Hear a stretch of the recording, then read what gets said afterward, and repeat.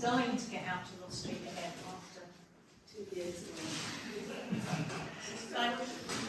Because we're starting very on time, 2 minutes late. Let me introduce you to Dr. Anne Kennedy-Smith. Is a freelance writer, independent researcher based in Cambridge. And she got a Women's History Network Independent Researcher Fellowship for 21-22. Did this work come from having that fellowship? Not really, no. Simultaneous. Well, thank you very much. Over to Anne. Thank you, Mary. Yes, I do. I've looked at this, and I also look at Cambridge women, so I've given a few talks about Cambridge women generally, usually at the end of the 19th century. So Lettice Ramsey is more of my modern contingent.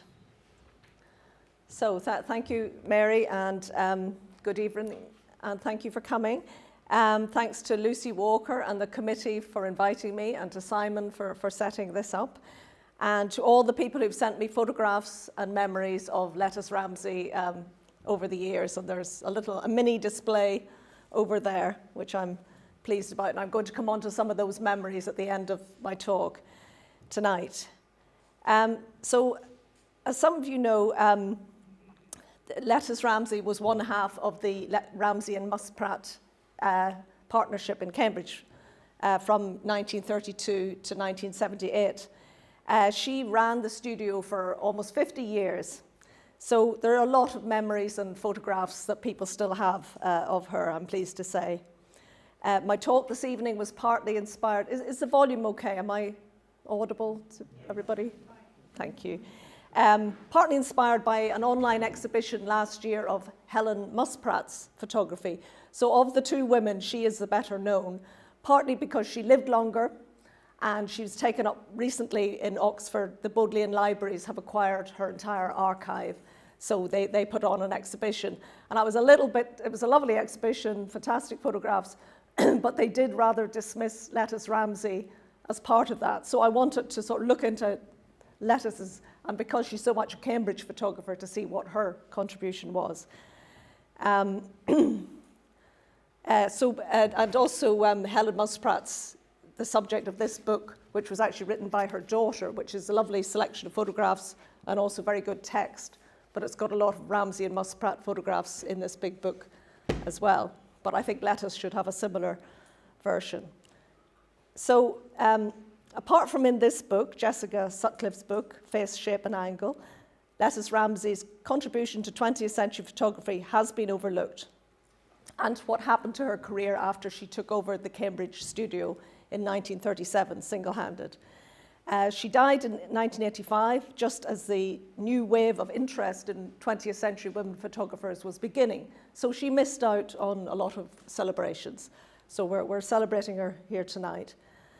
And before I begin, really, there's just some images and acknowledgments. Peter Lofts is the person who took over, photographer who took over the studio in 1980, and he acquired a huge archive of glass plates and all the equipment of the studio, and he's put a lot of the prints on his website, which you can look at. The National Portrait Gallery in London has some of their prints. It's worth looking at their website. Laura Dennis at Newnham College sent me material about them. She's looked at, because Lettice studied at Newnham College. And Stephen Birch is Lettice Ramsey's grandson. So again, there's a lot on his website about her. And all the Cambridgeshire Collections archive staff, and I haven't mentioned Mike Petty, obviously, who started the whole process of acquiring the archive, Lettice Ramsey's archive, from the studio, with Mary Burgess and Les Waters, not Walters, thank you, Mary, have compiled a wonderful guide to a lot of that material, which is available on the Fading Images website. So that's something to look at. And here's just snaps of two of them, Fading Images and Stephen Birch's, which very confusingly is Birding and Dragonfly website, but you will have reached the right one if you get that far, because that's his other interest in life. So we'll start off with this wonderful painting. This is Lettice Ramsey, age 16, when she was still Lettice Courtly Baker. And she actually, the background is Sligo, where she grew up. So she was born in 1898 in Surrey. Her mother, Frances, was an artist who trained at the Slade in London, and her father, Cecil, was a surveyor. When Lettice and her younger sister were small children, Cecil moved his family to County Sligo to, for some reason, to lease an oyster farm. But unfortunately, the business wasn't very successful, and he took his own life a couple of years after that. So he died suddenly in 1903, and Lettice's artist mother took over running the family. She took over a farm. She moved a few miles away to a farm. She took photographs, and she painted scenes of rural Irish life. And she was a successful painter. She exhibited in Dublin, and she was quite well known. So when Lettice was 15 or 16, she went off to Bedales School, which was a progressive co-educational school in Hampshire, very unusual to have a co-educational boarding school at that time. And I think her mother probably painted this with a sort of nostalgic look at her daughter just about to go off and enter the world, with the sort of landscape that she grew up in. And but I think you might see, just the set of her jaw makes her look determined to succeed. In 2019, this portrait was extensively renovated by Polly Saltmarsh and displayed at Cambridge University Library exhibition celebrating 150 years of women at Cambridge. And it's interesting because they realized when they were preparing this exhibition, all the colleges, there weren't many portraits of women. So the fact they found this portrait at Newnham College, and it was in a very bad state, but they had it renovated so they could put it on the wall. So that was a good result. But they do need more portraits in the colleges, even the women's colleges. So after Bedales, Lettice went to Newnham College. And I took this photograph from one of the books that Frances Partridge wrote. Frances is the young, this is Lettice, and this is Frances here. She was Frances Marshall. She became Frances Partridge when she married Ralph, and he was part of the Bloomsbury set. So her diaries have been, they're a great way of charting the 20th century in a certain literary, artistic set. So they kept up a lifelong friendship, Lettice, and they met at Bedales, went to Newnham, and then they stayed friends. And Lettice started at Newnham in 1918, and she recalled the time and said, everyone was dancing mad after the First World War. They thought, here is peace, everything's going to be wonderful. My time at Newnham was spent dancing. She was a close friend, as I said. Yes, I've got that. And she was actually a star student as well, so she didn't just dance, she also studied and played lacrosse. So here she is. Sorry, it's not very good, but this is Lettice here. So she got involved in lots of different societies, including the Cambridge Heretic Society. And she was the treasurer in 1920 when she met she was a brilliant student at the Women's College. She met a male equivalent who was 5 years younger than her, called Frank Ramsey. He was just 18 at the time and had just begun his studies at Trinity College. And Lettice was in her final year. Young as he was well known in Cambridge, having been chosen to translate Wittgenstein's, I'm probably saying this wrong, Tractatus Logico-Philosophicus into English. In 1920, he was too shy to talk to Lettice. He knew about her. She was more famous than he was. But he wrote in his diary that Miss Baker was very beautiful and rather nice.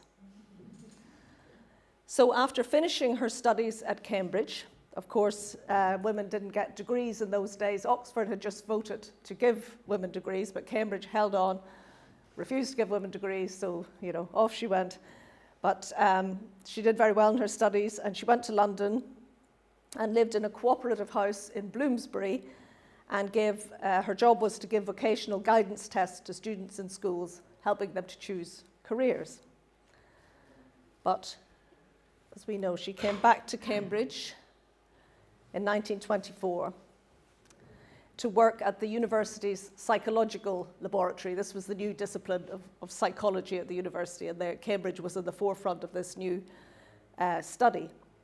So she met Frank Ramsey again, and she began an affair with him. Frank was from, as well as being a star in his own right, he was from a very notable Cambridge family. His father was president of Magdalen College. His mother was a very keen suffragist and involved in Cambridge politics. And the family were all sort of very high-flying. And what was I going to say? Because Frank and Lettice were very progressive in the sense that they immediately started a physical affair, but because his parents were also very religious, Church of England, they had to get married to sort of be respectable. And also it was, he would have been kicked out of, by this time he was a fellow at King's College, and he would have been forced to leave as an unmarried man if he was found with a woman in his rooms. So they got married in August 1925, and lived with his family near Castle Hill for a while. And then they bought a house in Mortimer Road, and that's where Lettice lived for the rest of her life. And they had 2 daughters and a happy relationship, though in our terms it was quite unconventional because both of them believed that jealousy about sexual matters was reprehensible. And so he had a long-term affair with Elizabeth Denby, who I think is on this side, and this is Lettice. And they're walking along the River Cam, going to meet their friend Frances Partridge. She took the photograph, or Ralph did. And it gives you a sense of how tall Frank was.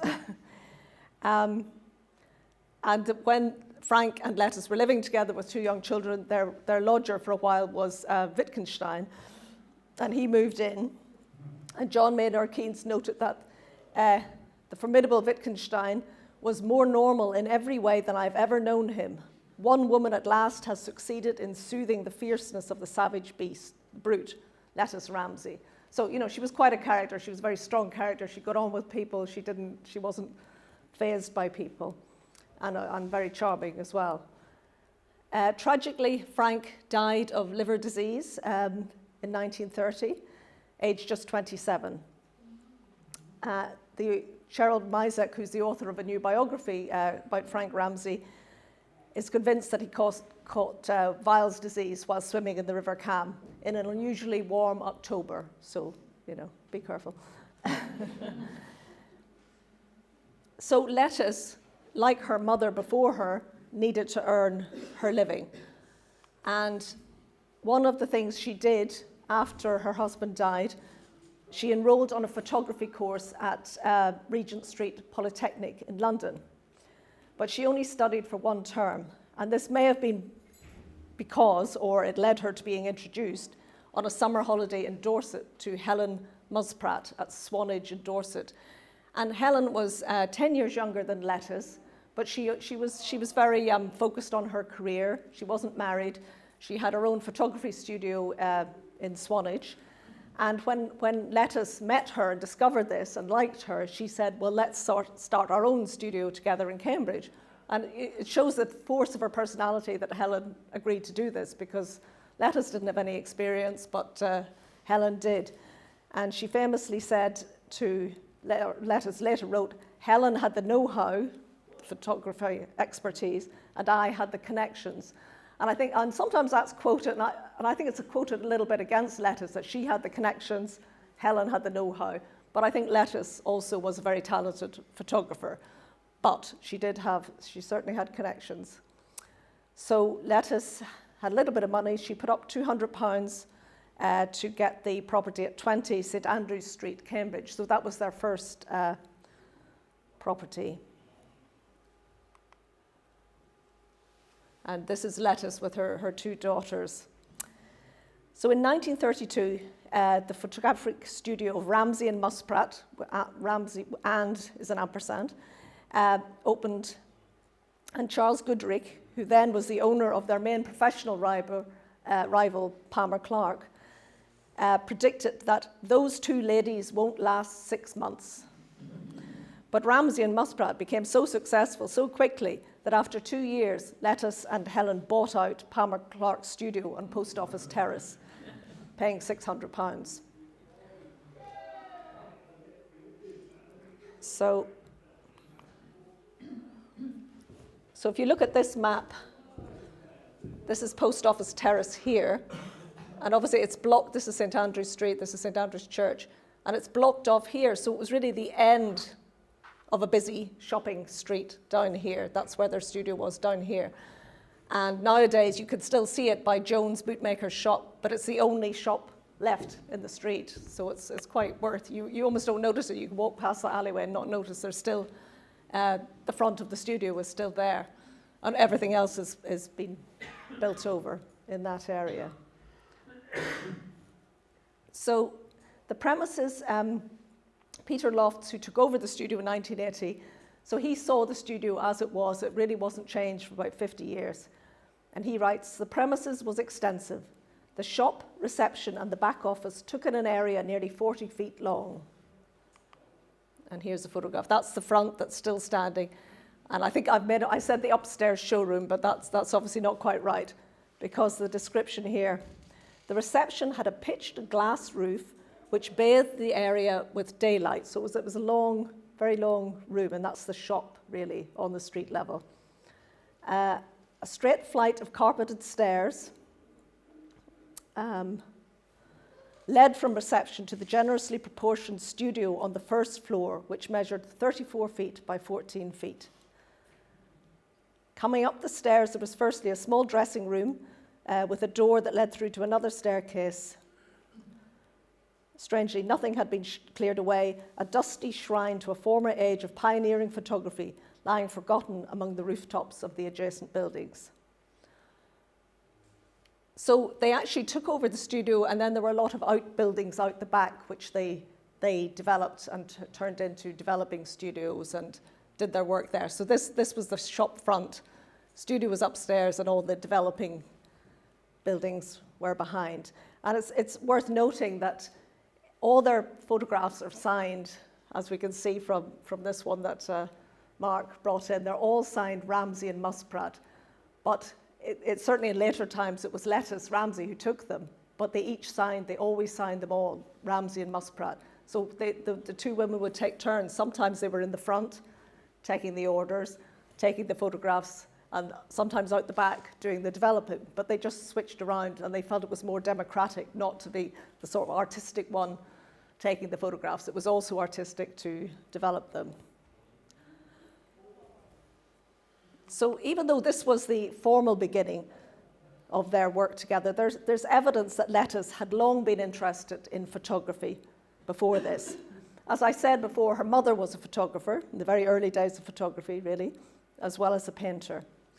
And in the summer of 1932, Lettice brought with her one of the first sort of little portable cameras. It was a portable Leica, an early model, with her on a visit to Charleston, because Lettice, she was single, but she always had different affairs going on.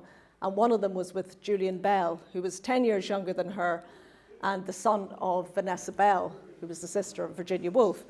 And Julian invited her down to the farmhouse, and she met Virginia Woolf, who's here with her niece, Angelica Bell, and all the family. And so these are really just snapshots that Lettice Ramsey took. We wouldn't call these portraits, but I think probably Julian, or even possibly Virginia Woolf, took this picture of Lettice herself. So Lettice's relationship with Julian changed from being a love affair into a good friendship, and they stayed friends for a number of years, and their letters are in the King's College archive, and it's quite touching to see how much correspondence they had over the years until his untimely death. So one of the things I wanted to point out about their photography was that they were quite progressive and modernist in their style. They were keen to push the limits of photography. They had to earn money by taking portraits, family snaps, weddings, and so on. But just for fun, they did these photographs, and these are the ones that you tend to sort of see nowadays. They're the ones that have really lasted. They were fascinated by Man Ray's photographic solarizations, but it seems they weren't aware of Lee Miller's work with Man Ray. And as Helen wrote, You did it by developing each individual plate in the darkroom and exposing it to light halfway through the development. It was the amount of exposure that you gave and the length of the development that controlled the results, which were a bit haphazard, to put it mildly. I can't ever remember selling a solarized photograph. Nobody liked it very much. But these are very much reproduced today. So this is obviously one she did. And in 1936, the editor of Photography magazine praised the duo for not following the lucrative route, because, you know, they needed money, but they chose not to become society photographers. And he wrote, though they are too modest to claim it for themselves, Ramsey and Muspratt hold an important place in photography, for they are forcing the new idea, the modern spirit, to the fore. And here's a couple that we know that Lettice Ramsey took. As I said, they're all signed Ramsey and Muspratt, but Jessica Sutcliffe has worked out which ones, in some cases you can, because Lettice particularly liked this sort of merging of material and the solarization. And she wrote, Lettice Ramsey said, "We were fortunate in having Cambridge as a field, as we get a lot of young people to photograph, undergraduates who like experimenting in light and treatment." So that was also important, the fact that they were in a university town. The students were happy to go along and pose, in some cases nude, for them, and it was all artistic and progressive. So she used a double exposure for this portrait of Vladimir Daskal, a Bulgarian-born artist. And Lettice was particularly taken with the rayograph technique and would use various pieces of interesting fabric, which would then be added to the negative during development. And her nude with seagulls is a brilliant example of this. But as we can see, most of their photographs were more straightforward portraits. And I think this one, I think this was interesting because on the left it's Vanessa Bell, and I think Lettice Ramsey took it at the farmhouse in 1932. But it's interesting that she signed it Ramsey and Muspratt. So she knew they were going into business together. So even though she was on her own there, not with Helen Muspratt, she still signed it as their sort of shared work. And the one on the right is Dorothy Hodgkin, the scientist, and that one was put on a stamp not that long ago. So, as Peter Lofts notes, they were pushing the boundaries towards a new style while still using large plate cameras, not loaded with glass plates anymore, but with nitrate stock sheet film. In the late 1930s, they started using Rolleiflex roll film cameras, which were much lighter and more versatile, especially when photographing children. And I think that's what's lovely about seeing people's snaps of themselves as babies and young children, is that it shows you that they were trying to think of something that was very flexible and that would work with, so they could do sort of very artistic things, but they also were at an approachable level with young children. So throughout the 1930s, many of the enterprising undergraduates photographed by Ramsey and Muspratt went on to become famous. Lettice's friends at the time included the crystallographer J.D. Bernal, the economist John Maynard Keynes, King's College fellow Deddy Rylance, and the scientist and writer C.P. Snow. And of course, Dorothy Hodgkin went on to become a Nobel Prize winner. And that was the one that they hung in the university library exhibition. And that's quite interesting because she studied at Cambridge, I think, and did her PhD at Cambridge, or went on to Oxford and became a fellow there. So she's sort of claimed by both universities, both Oxford and Cambridge. And that's fitting because Ramsey and Muspratt had a foot in both camps. So, next one is a bit, this one. Oh yes, so I took this picture, not very well, from this book, and it's a picture of an article about Cambridge in the 30s, Cambridge self-confidence, science, and sardines on toast. And it was from 1980, and it's about the Cambridge apostles of the 1930s. And this was very much of its time because featuring Ramsey and Muspratt's photographs of Donald MacLean and Guy Burgess. And then this little photograph, it's very hard to see, but this became one of the most photographs of the time, 1980. Can you think why was it particularly noted in 1980? Does anybody remember? Anthony Blunt. Anthony Blunt, yes. So was it 1978 or 79, Anthony Blunt, who'd always been working for a long time with the Queen and was very much establishment figure, Margaret Thatcher decided to out him as a spy. And so this was the first time he would be publicly denounced, so everybody sort of seemed to know that he was, but this was the first time he was exposed as a spy. So all the papers suddenly became very interested in the Cambridge Five, as they were known, and they got hold of all these photographs. And that little photograph by Lettice Ramsey, before she became Ramsey and Muspratt, is of the Apostles, who incidentally were supposed to be a secret society, but everybody seemed to know who they were. Features Guy Burgess and Anthony Blunt and Julian Bell's on the side. So, and it's interesting that even though I think she's mentioned here, it's really all about the spies. It's nothing about the women who took the photographs. And as we'll see, some people didn't even know that they were women because, yeah, they didn't think women could be photographers. So perhaps Ramsey Muspratt's most famous and widely produced photographs were of Anthony Blunt, Guy Burgess and Donald Maclean. And Lettice Ramsey said, all intellectuals in Cambridge were communists at the time. We had great hopes, then were gradually let down. And part of this was a reaction to fascism, the rise of fascism in obviously Germany, but also England and other places. And communism was a sort of the natural tendency of students and people of that class. So Lettice Ramsey herself went to Russia in 1934 and Spain in 1936. And it's a little bit shrouded in mystery why she did. And often in books, if she's mentioned at all, it will say she went on holiday to Spain. I think, well, you know, Civil War was breaking out in 1936. I don't suppose it was just a holiday. So, and, you know, she's supposed to have had conversations with Guy Burgess, and there was probably a lot more going on that she knew about, certainly, that hasn't yet come out. But she was an object of suspicion in Cambridge, and the Cambridge police were told by MI5 to keep an eye on Lettice Ramsey because of the people that were seen going in and out of her house on Mortimer Road. So, but of course, it's worth pointing out that as well, to give an idea of the glamour of all this, they were also taking an awful lot of baby photographs and children and weddings and so on, as the studio diaries, which are catalogued by Mary and put on by Les Waters, show you. It just sort of shows all the stuff they did. To make a living, they had to do a lot of sort of bread and butter, as they called it, type work. So this slide shows a very famous photograph associated with the Spanish Civil War.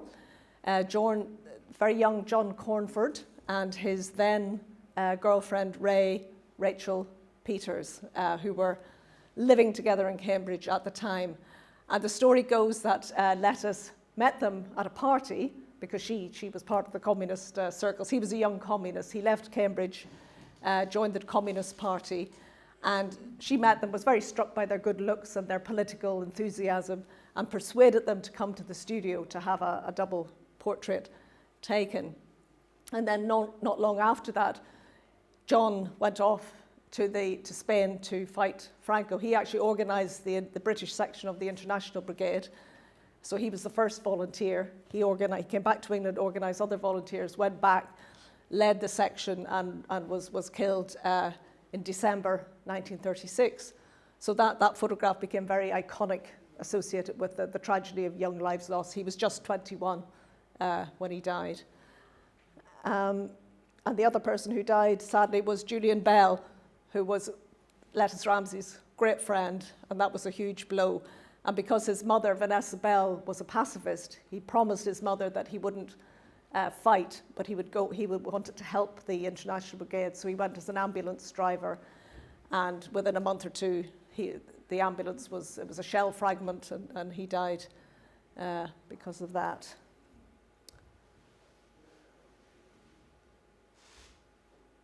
So 1936 was a turning point for the Ramsey and Muspratt business as well. Helen met Jack Dunman, who was an Oxford graduate, active in the Communist Party, sort of secretly, but while also working for the railways in Cambridge. And interestingly, looking at that shop front, he saw a photograph of Durdle Door in the window of the studio, and because he was from Dorset, that caught his interest, and he went in and he met Helen, who was from Dorset, but they'd never met each other in Dorset, in Swanage, but they got to know each other. And they got married and they moved to Oxford. And because Jack was so committed to the Communist Party, they worked it out that he would leave his job in the railways and Helen would be the main breadwinner with her studio. So she and Lettice worked out that Helen would start another studio in Oxford, also called Ramsey and Muspratt, and she would do the same sort of thing, but just in Oxford. And to begin with, they used to travel, and Lettice Ramsey and Helen Muspratt, and share the business together, but that would change. There was a train, less than 2 hours between the two cities. But, and one nice thing they did is they had an exhibition of modern photography in the Cambridge studio in 1937, and then the same one in Oxford in 1938. But then the war came along, and both women realized that their circumstances had changed by the end of the war, and the formal partnership was dissolved. But they remained friends, and they agreed to share the name of Ramsey and Muspratt. So because it was so established, it was worth their while, both of them, to keep that up, while pursuing their own separate businesses. And they had less time for creative projects anyway. But it's interesting to read about Lettice Ramsey's work just after the war. And this is an enormous big book about the size of the table that was published in 1970, I think. And the author of it writes, from 1946 to 1950, the 2,000 panels of the great windows, which had been stored in a place of safety since 1939, so they were all taken out of the chapel because of the threat of being damaged in the war and stored in safety.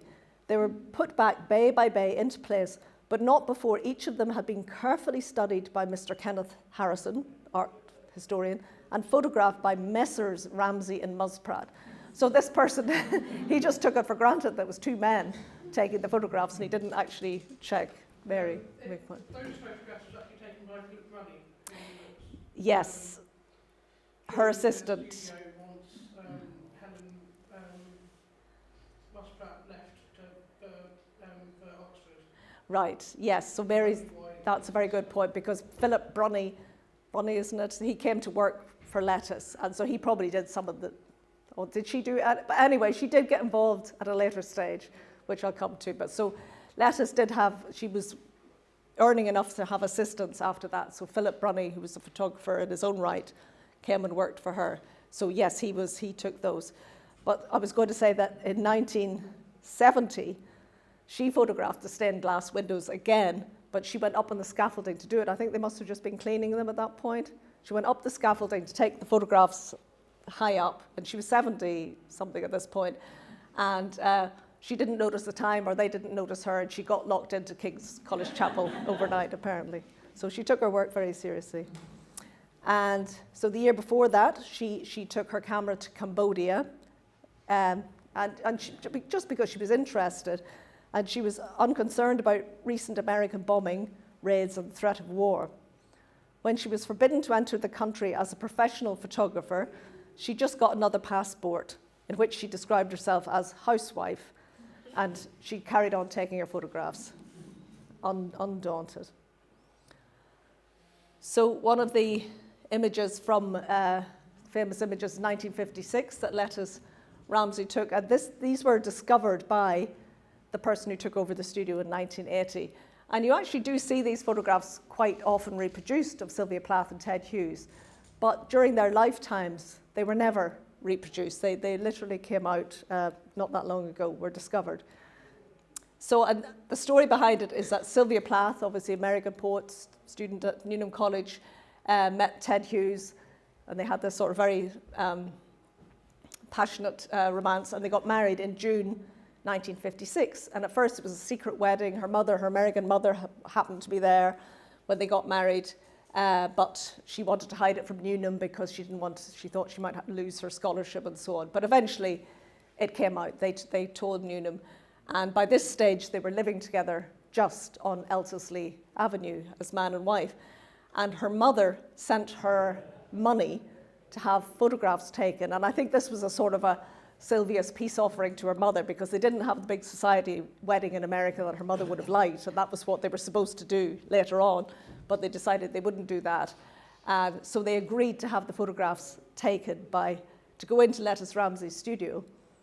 And it's quite interesting, considering the sort of, what I would often think of as the sort of edginess of Ramsey and Muspratt and photographing communists and so on. This was, for them, the height of conventionality was to go into a studio, and she actually put on, it's a pity they're not in colour, the pink dress that she wore for the wedding and the hairband. She put it all on again, and he had just bought himself his first sort of tweed jacket because he got a teaching job. But I think he's looking particularly sort of cross about the whole business. And just before Christmas, they got the proofs that this series here, that was in a book like this, is actually Mary Naylor's booklet, but it shows you the little sort of booklets that they would send out, miniature. And her mother, Sylvia Plath, sent her mother in America a Christmas card and this set of proofs. And she said, "Well, here are enclosed a few of the best of the grisly proofs. Ted and I really don't like them, considering ourselves much more beautiful. These are more like passport shots without imagination or sensitive lighting. In fact, Ted hates them all. But I'm sending them on to you until we have something better done, which we will do soon. This lady was an expensive crook."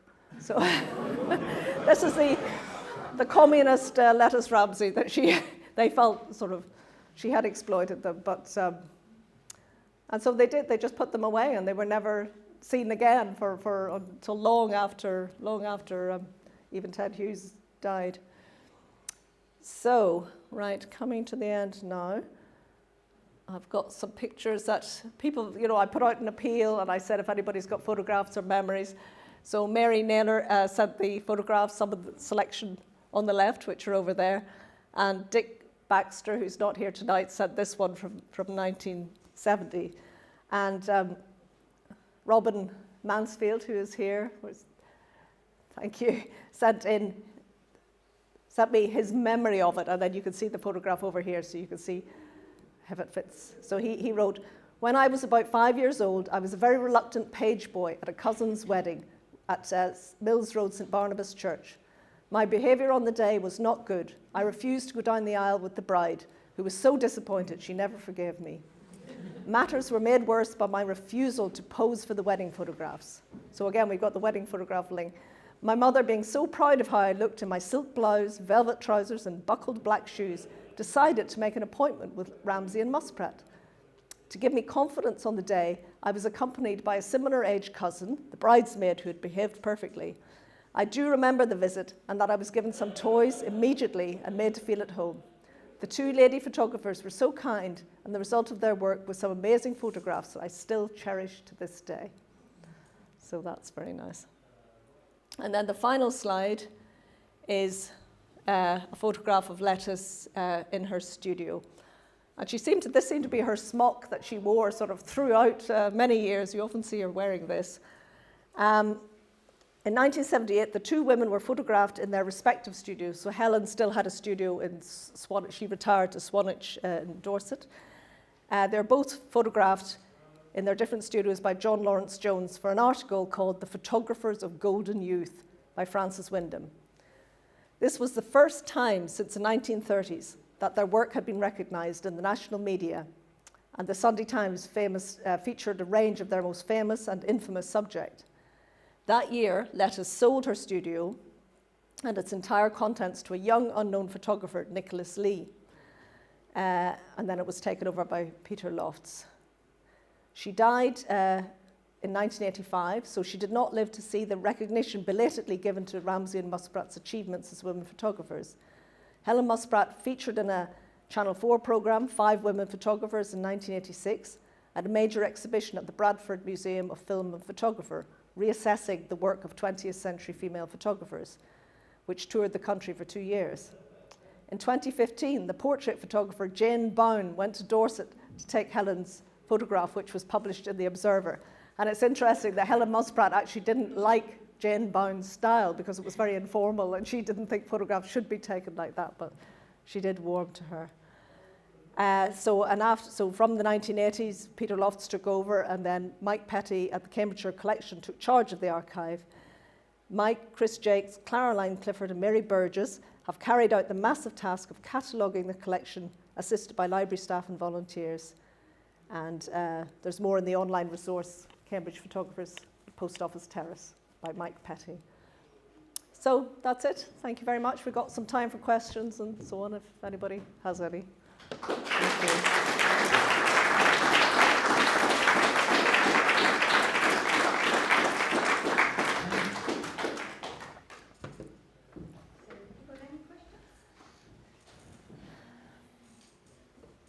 Sorry, I don't. You can point. What sort of time would people need to sit still? What's exposure like? I don't actually know. That's a good question. I'd be interested to find out. I don't think it was like 19th century. I think they just... I mean, they were pretty fast exposures, to be honest. I mean, we're talking sort of medium format film. So, I mean, you could crack through them about the kind of pace that you take film exposures nowadays. I mean, they weren't, you have to stand there for ages. It was more just snap, snap, snap. It depended a lot on what exactly you wanted, to be honest. Getting in focus, that kind of thing. But yeah, Are we talking seconds or minutes? Seconds. I mean, certainly Helen Muspratt said, one of her quotes is that if you keep a married couple, a wedding photograph should only take 4 minutes by the clock. That's it. You know, that you could do it all in 4 minutes. Which most wedding photographs take longer than that. That's what she so maybe. I spotted something interesting in the background, a photograph of Julian Bell with a beard. Oh yes. I don't know if you could flash that one up again. Yeah, sure. It looks like one of those Benin bronzes. This here. You've got good eyes. The ones that are being now returned by Germany. Yeah. So do you? Maybe this was taken in Cambridge. Do you think? Did they? I don't know, but it doesn't really look like a bronze. It's like it's made of plaster. It's a plaster. I mean, I'm sort of guessing this was taken in Charleston because people talked about his beard at the time. So I don't know, but it looks. Would that look like Charleston? I don't know. Has anybody been to Charleston? Yes. They still have the art on, but that's a good observation. Thank you. Can you see the photos she took in Cambodia? You mentioned that she carried on taking photos when she went in as a housewife. Yes. So are those successful to you? Because that's quite different, isn't it? Was she taking portraits of people or landscapes or buildings? Yeah. Any record of what she I would love to see them. I've never seen any. But I noticed that Peter Lofts on his website has got a new section saying Lettice Ramsey's Travels. And so he's put up photographs of Spain in 1936, but nothing of Cambodia yet. So I hope there will be. So her whole archive, when she sold it, because she said the volume acquired Muspratt's archive, but what's happened to Lettice Ramsey's archive? Well, it's all in the Cambridge collection. Basically,